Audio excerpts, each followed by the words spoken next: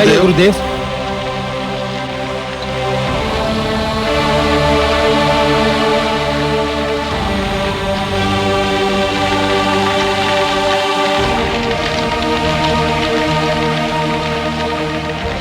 क्या बात है गुरुदेव, हम लोग समस्त दानव लोक की ओर से एक विनती लेकर आए हैं।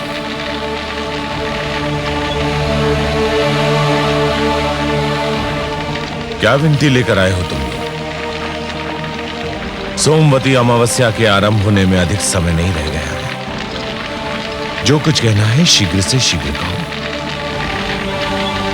गुरुदेव, आप इस अनुष्ठान को स्थगित कर दीजिए। हाँ गुरुदेव, हम सबकी विनती है कि आप इस कठोर अनुष्ठान का निर्णय बदल दें। निर्णय बदल दूं? जानते हो तुम क्या कह रहे हो? तुम ये नहीं कह रहे हो कि मैं अपना निर्णय बदल दूं। तुम ये कह रहे हो कि मैं अपने जीवन का नियम बदल दूं, मैं अपने सिद्धांतों को बदल दूं। तुम ये कह रहे हो कि मैं शिव शंकर को दिया हुआ वचन तोड़ दूं। तुम मेरे पास विनती लेकर नहीं, अपने गुरु के लिए अपमान की योजना लेकर आए हो। नहीं नहीं गुरुदेव, ऐसा मत कहिए। आप तो भगवान हैं, आप हमारे लिए भगवान से भी श्रेष्ठ हैं। आपके अपमान की बात तो हम सोच भी नहीं सकते। गुरुदेव, हम तो आपके चरणों के दास हैं, हम आपका अनादर कैसे कर सकते हैं? परंतु जब से आपके इस भयंकर अनुष्ठान के विषय में सुना है, हमारा रोम रोम कांप रहा है गुरुदेव। मैं संजीवनी मंत्र की प्राप्ति के लिए कुछ भी कर सकता हूं, किसी भी अनुष्ठान को झेल सकता हूं। हमें वो शक्ति नहीं चाहिए गुरुदेव, जिस शक्ति के कारण आपको अपने प्राण दांव पे लगाने पड़े। और मुझे वो प्राण नहीं चाहिए जो मेरे सम्मान का मूल्य हो, जिसके लिए मुझे सम्मान का त्याग करना पड़े। तुम चाहते हो कि मैं अपने अनुष्ठान को स्थगित करके मैं समस्त जीवन अपनी कायरता का बोझ लेकर अपने कंधों पर ढोता रहूं। तुम चाहते हो कि मैं जीवित रहूं, देवराज की वो हंसी सुनने के लिए जिसमें मेरे प्रति दया, करुणा और व्यंग के अतिरिक्त और कुछ ना होगा। नहीं शिष्य, नहीं, ये नहीं हो सकता, कदापि नहीं हो सकता। परंतु गुरुदेव, अब कोई कुछ नहीं कहेगा, ये तुम्हारे गुरु की आज्ञा है। तुमने अपना शिष्य धर्म निभाया, अब मुझे अपना गुरु धर्म निभाने दो। तुम सब इतना ध्यान रखोगे कि मेरे अनुष्ठान में कोई विघ्न न आने पाए। आप निश्चिंत रहिए गुरुदेव, आश्रम के चारों ओर कड़े पहरे का प्रबंध कर दिया गया है। और इस स्थान पर तो मैं स्वयं और महाराज काल केतु पारी बदल बदल कर पहरा देंगे।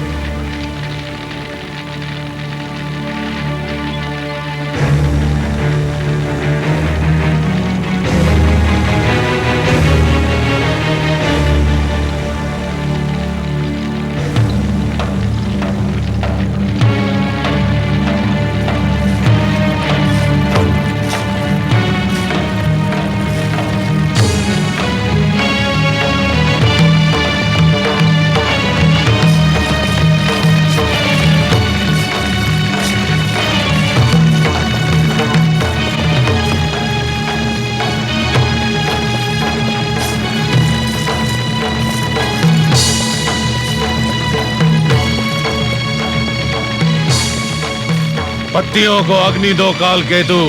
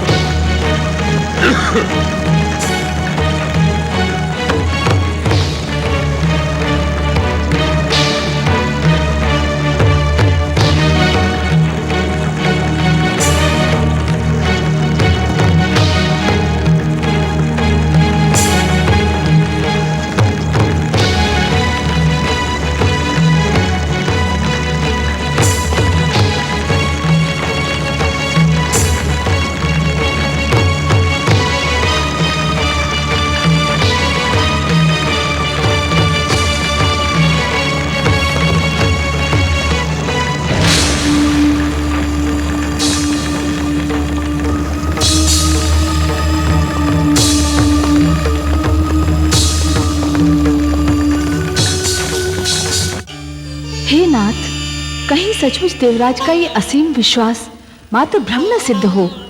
दैत्य गुरु शुक्राचार्य को अपने अनुष्ठान के आरंभ में कुछ कठिनाइयां अवश्य हुई, किंतु अब वे धुएं का पान इतनी सरलता से कर रहे हैं जैसे कोई शिशु दुग्धपान करता है।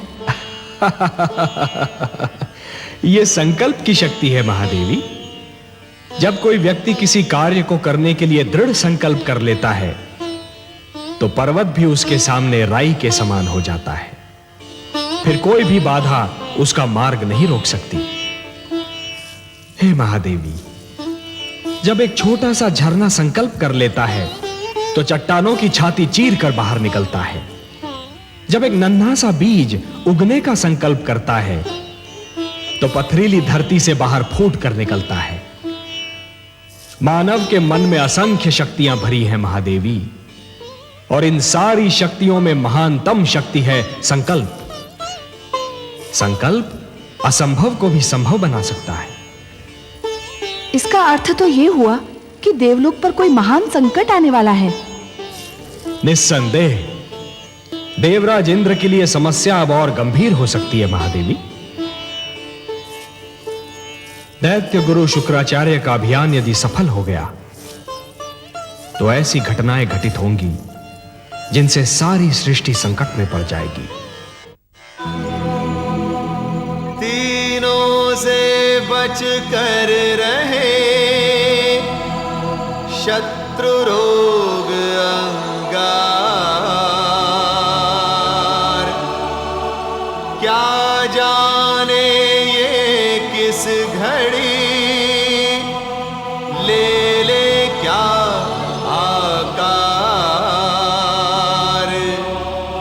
कर ले यदि संकल्प तो दुर्बल भी बलवान।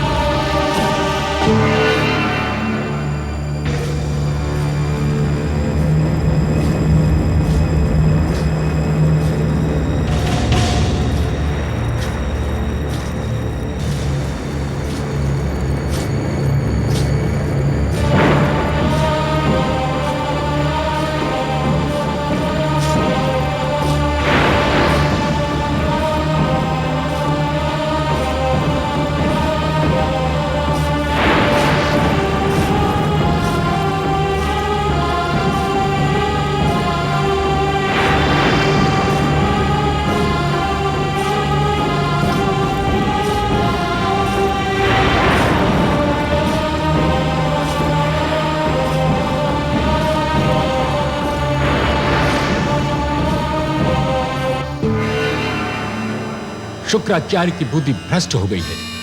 भला ऐसा अनुष्ठान किसी मानव के लिए संभव है? देवराज, अच्छा हुआ आप पीछे हट गए। ये अनुष्ठान तो प्राणदान का दूसरा नाम है। 1 वर्ष का अभियान है देवराज। यदि 1 सप्ताह भी पूरा हो जाए तो समझे चमत्कार हो जाएगा। 1 सप्ताह, बस 1 सप्ताह में आप सुन लेंगे कि दैत्य गुरु शुक्राचार्य और उनका अनुष्ठान दोनों वीर गति को प्राप्त हुए। नारायण नारायण।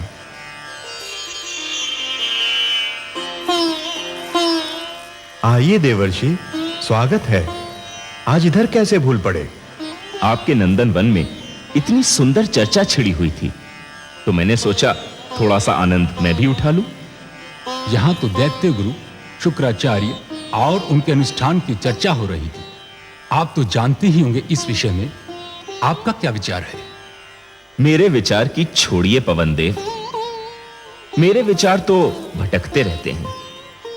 अच्छा विचार तो वही होता है जिसे सुनकर राजा प्रसन्न हो जाए, है ना? ऐसा क्यों कह रहे हैं आप देवर्षि? नारायण नारायण। मैं ऐसा इसलिए कह रहा हूं देवगण, क्योंकि राजा चाहे दानवों का हो, मानवों का या फिर देवताओं का, उसकी दुर्बलता एक ही होती है। किस दुर्बलता की ओर संकेत कर रहे हैं आप? मैं उस दुर्बलता की ओर संकेत कर रहा हूं जिसका नाम अंध प्रशंसा है। अर्थात यह देवराज कि हर राजा को वह बात बहुत सुहाती है जिसका आरंभ उसकी प्रशंसा से और जिसका अंत उसके शत्रु की निंदा पर होता है। फिर उस बात में सत्य की खोज वैसी ही सिद्ध क्यों न हो जैसे एक अग्निकुंड में जल की एक बूंद की खोज। देवर्षि, आप कहना क्या चाहते हैं? हे देवराज, मेरे कानों में यहां कही हुई एक बात पड़ी थी कि दैत्य गुरु शुक्राचार्य जिस अनुष्ठान का संकल्प कर रहे हैं वह किसी मानव के लिए संभव नहीं। यह तो मैंने कहा था देवर्षि। मैं तो केवल यह कहना चाह रहा था कि दैत्य गुरु शुक्राचार्य जो अनुष्ठान कर रहे हैं वह मानवों के लिए ही संभव है, देवताओं के लिए नहीं। नहीं तो देवराज उस अनुष्ठान से भाग क्यों खड़े होते? मैं ठीक कह रहा हूं ना देवराज? तो क्या दैत्य गुरु अपने अनुष्ठान में सफल हो जाएंगे?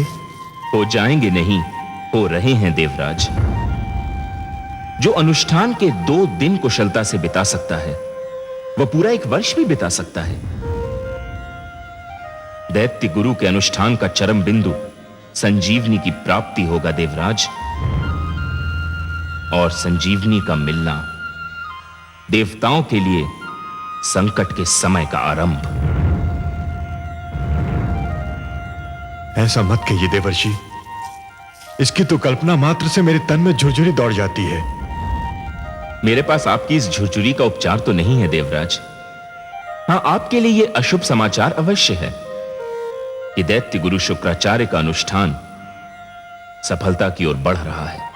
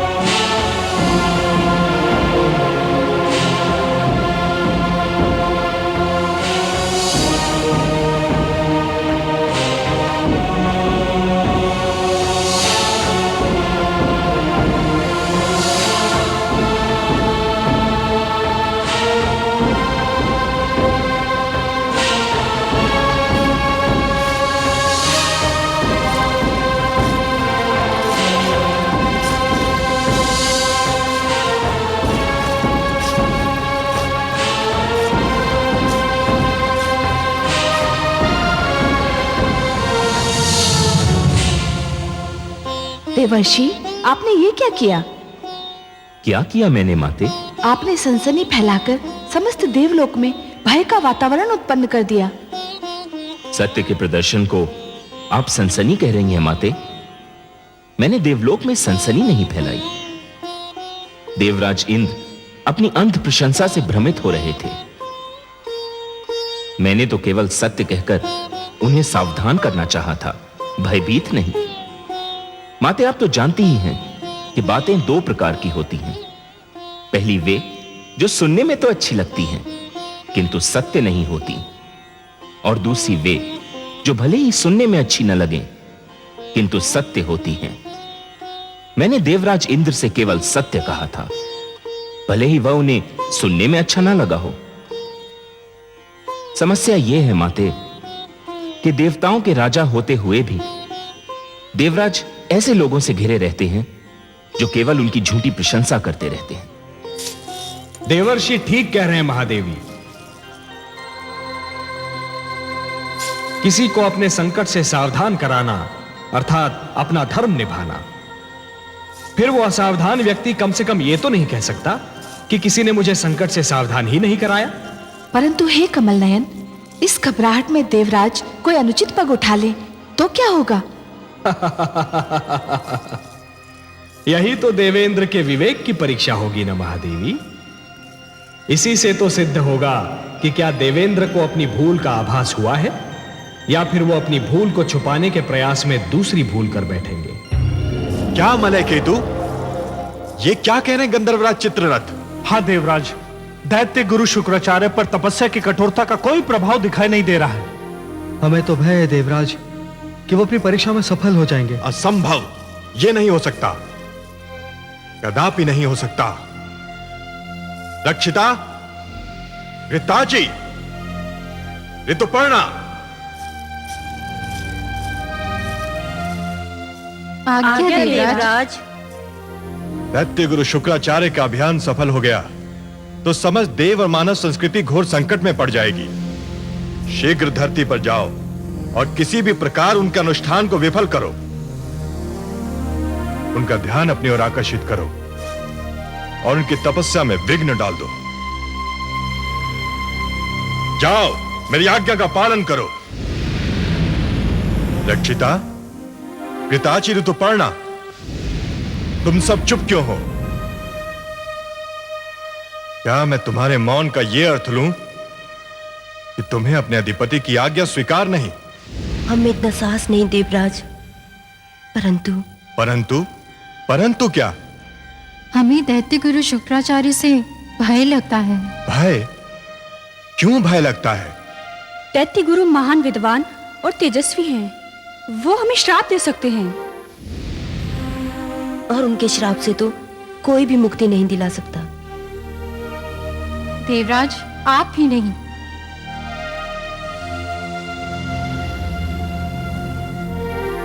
ये सत्य है, परंतु फिर होगा क्या? क्या हम कुछ भी न कर पाएंगे? क्या हम चुपचाप बैठे शुक्राचार्य के अभियान को सफल होता देखते रह जाएंगे? ये तो महान संकट की घोषणा के समान है। शुक्राचार्य का अनुष्ठान रोकना नितांत आवश्यक है,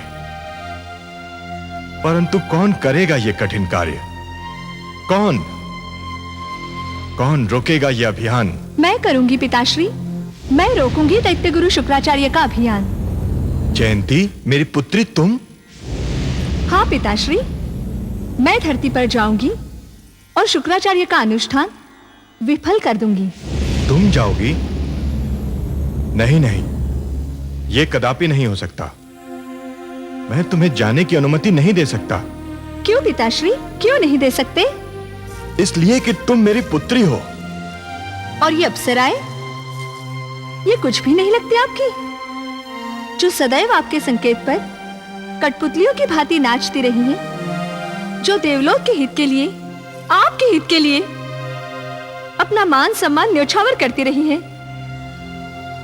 क्या ये आपकी पुत्रियों के समान नहीं है पिताश्री? क्या समस्त देवलोक आपका परिवार नहीं है? है, निसंदेह है, पर इनमें और तुम में एक अंतर है। क्या अंतर है पिताश्री? इनका तो उद्देश्य यही है कि ये पुरुषों का ध्यान अपनी ओर आकृष्ट करें।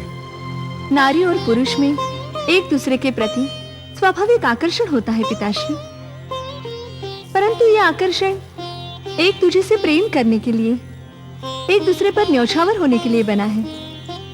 नारी पुरुष की दुर्बलता नहीं, उसका बल होती है पिताश्री। नारी को मनोरंजन की सामग्री बनाना छोड़ दीजिए और ये मुझ पर छोड़ दीजिए कि मैं दैत्य गुरु शुक्राचार्य का अनुष्ठान कैसे रोकती हूँ। अब मुझे जाने की अनुमति दीजिए। नहीं पुत्री नहीं, तुम इन दैत्यों को नहीं जानती। ये वासना के पुतले सौंदर्य और यौवन के पीछे पागल हैं। भूखे भेड़ियों के समान होते हैं ये दानव। तुम्हें वहां जाने की अनुमति देना तुम्हें घोर विपत्ति में डालना होगा। परंतु गुरु शुक्राचार्य तो दैत्य नहीं है, वे दानवों के गुरु अवश्य हैं, स्वयं दानव तो नहीं। आप निश्चिंत रहिए पिताश्री, मुझे उनका कोई भय नहीं। मैं किसी भी आपदा को झेल सकती हूँ।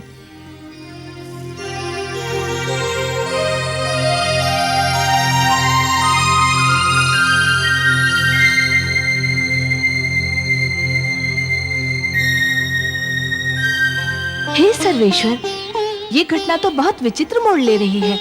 अब तो देवराज इंद्र की पुत्री जयंती भी इस भयंकर खेल में कूद पड़ी है। भय महादेवी, भय। जो भी हो रहा है उसका कारण देवराज इंद्र का भय ही है। यदि भूल का आभास समय पर ना हो तो वो भूल एक दिन भय में परिवर्तित हो जाती है।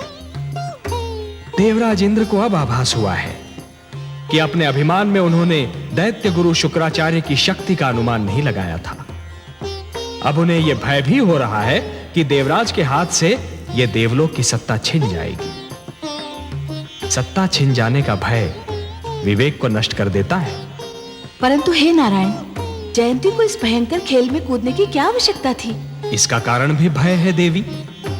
जयंती को यह भय है कि कहीं उसके पिता का सम्मान नष्ट न हो जाए। यद्यपि परिवार के सम्मान के लिए परिवार की यह एकता सराहनीय है, परंतु शुक्राचार्य के अनुष्ठान को भंग करने का निर्णय कदापि सराहनीय नहीं है। यह एक अनुचित कार्य होगा देवी। जिस प्रकार एक शिशु को जब अंगारे की चमक आकर्षित करती है, तब उसे यह ज्ञान नहीं होता कि अंगारा छू लेने से उसका हाथ भी जल सकता है, उसी प्रकार जयंती को भी आज यह ज्ञान नहीं है कि जिस अग्नि से वो खेलने जा रही है, उसकी लपटें उसकी अंतरात्मा को भी छू सकती है। तो क्या जयंती इस खेल में हार सकती है देवेश्वर? हार और जीत में अंतर करना कभी कभी कठिन हो जाता है महादेवी। कोई हार कर भी जीत जाता है तो कोई जीत कर हार जाता है। आप तो बस देखती जाइए कि जयंती अब क्या करती है और कैसे करती है।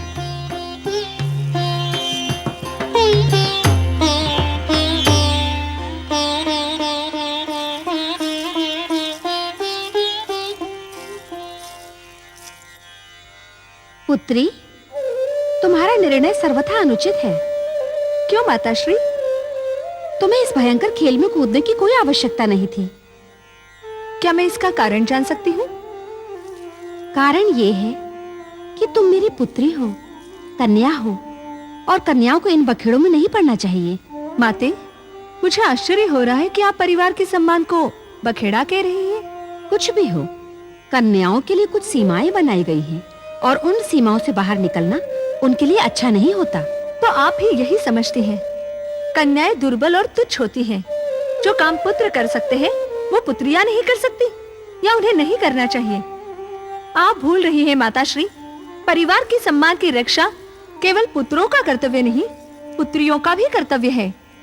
और यदि ना भी होता तो भी मैं ये कार्य अवश्य करती। क्यों? एक उदाहरण बनाने के लिए, ये बताने के लिए कि कन्याओं को अब आगे होना होगा।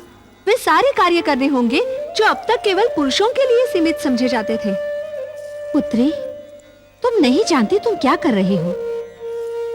तुम दैत्य गुरु शुक्राचार्य की शक्ति को नहीं जानती। और माताश्री, आप मेरी क्षमता को नहीं जानती। मुझे अनुमति दीजिए।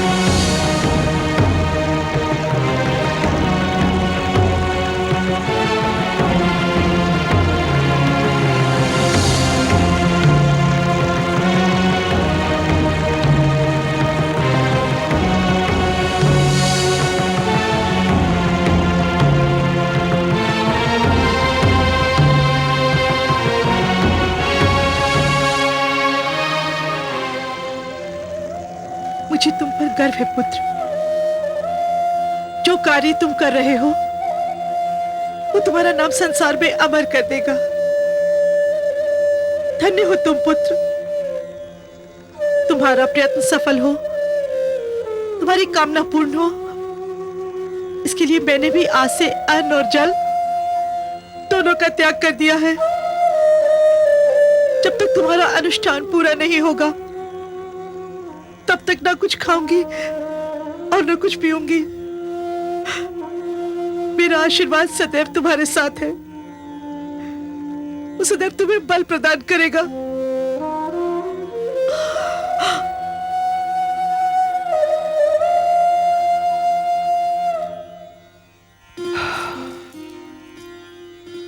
हे महादेवी, जानती हैं सृष्टि का सबसे सुंदर दृश्य क्या होता है?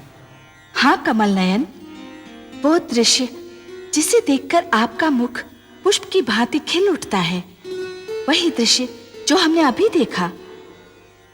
आपने ठीक कहा महादेवी, आपने मेरे मन की बात कह दी। जब मां अपने पुत्र का दुख बांटने का प्रयास करती है तो मुझे लगता है कि सृष्टि का निर्माण निरर्थक नहीं था। लगता है जैसे सृष्टि के निर्माण का उद्देश्य पूरा हो गया हो। हे कमल नयन, माता और संतान का संबंध सृष्टि का सबसे सुंदर और सबसे शक्तिशाली संबंध है। इतना शक्तिशाली संबंध तो पिता और पुत्र का भी नहीं होता। पुत्र पिता का अंश अवश्य होता है, किंतु माता का तो पुत्र विस्तार होता है। इसीलिए तो माता अपने पुत्र का दुख देख नहीं पाती। पुत्र का दुख, पुत्र का कष्ट माता के लिए स्वयं उसी का दुख, उसी का कष्ट बन जाता है। हाँ महादेवी, आपने माता और पुत्र के संबंध को एक सुंदर परिभाषा दे दी। सत्य कहा आपने, माता अपने पुत्र के कष्ट को अपना ही कष्ट समझती है। जिस प्रकार घटा धरती पर बरसने के लिए व्याकुल रहती है, जिस प्रकार एक पुष्प वातावरण में अपनी सुगंध फैलाने के लिए व्याकुल रहता है, उसी प्रकार एक माता भी अपने पुत्र पर हृदय का सारा प्रेम लुटाने के लिए व्याकुल रहती है। ममता इस सृष्टि की सुंदर भावना है। धन्य है ये माता। मैं ऐसी माताओं को प्रणाम करता हूं।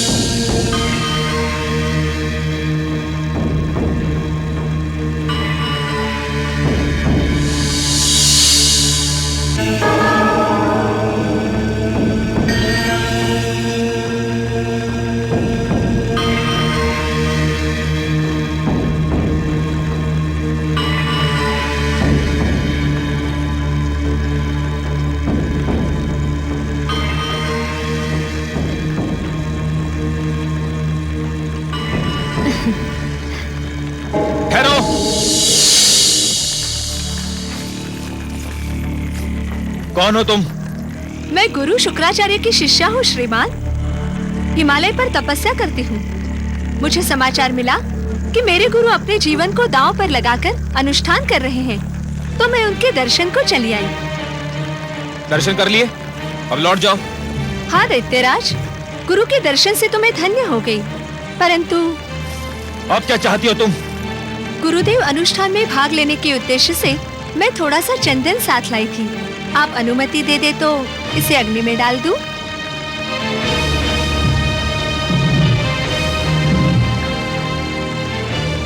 जो करना है शीघ्र करो और यहां से तुरंत चली जाओ।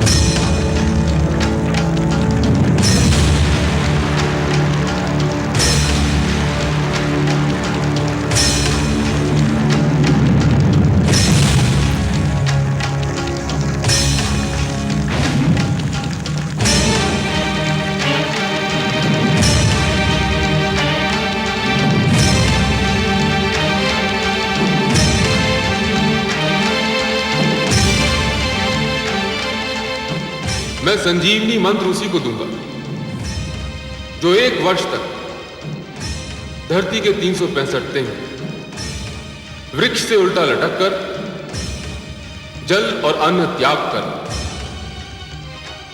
केवल जलती हुई पत्तियों का धुआं पीता रहे, पूरे 1 वर्ष।